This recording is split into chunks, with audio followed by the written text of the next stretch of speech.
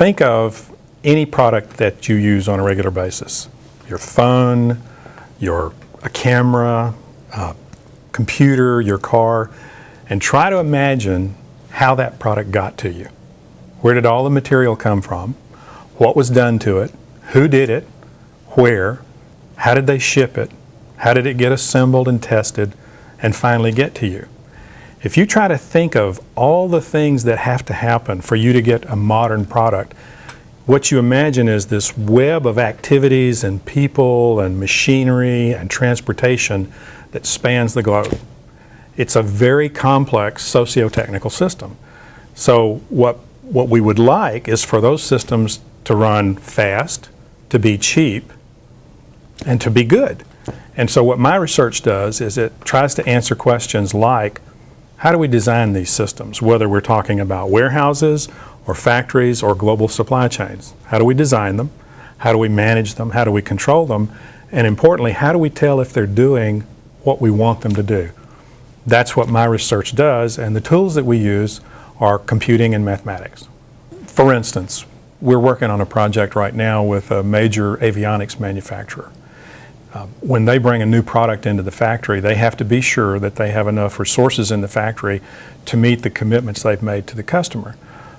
And the only way for them to tell whether they have enough resources for this particular project is to develop a simulation model. It takes time and it costs money to develop those simulation models. So what my team has done is we've developed a specialized way for people in the factory to be able to describe their own problem in their own words, creating a computational model. And then what we do is we automate the translation of their model of their factory into a simulation model. We're using some advanced techniques and methods from computer science. The result of this is an order of magnitude reduction in the time and the cost that it takes for them to create a simulation model, which means they can create more simulation models, they can look at more situations, they can consider more factors, and make better decisions about how to produce this particular product. They'll be more reliable to their customers, and they'll reduce their cycle times and their lead times. When I was a kid, I always wanted to know how things worked. So growing up on a farm, I was always interested in how all that equipment worked.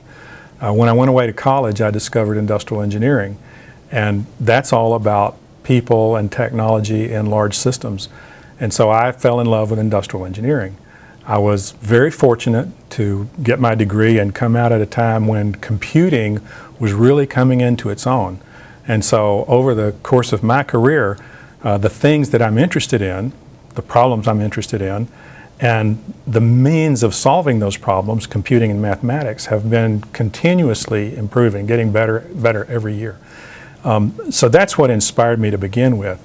What inspires me today is the fact that the problems are getting bigger and harder, so there are plenty of things to work on, but also the tools that we use are getting better and better, the computing and the mathematics.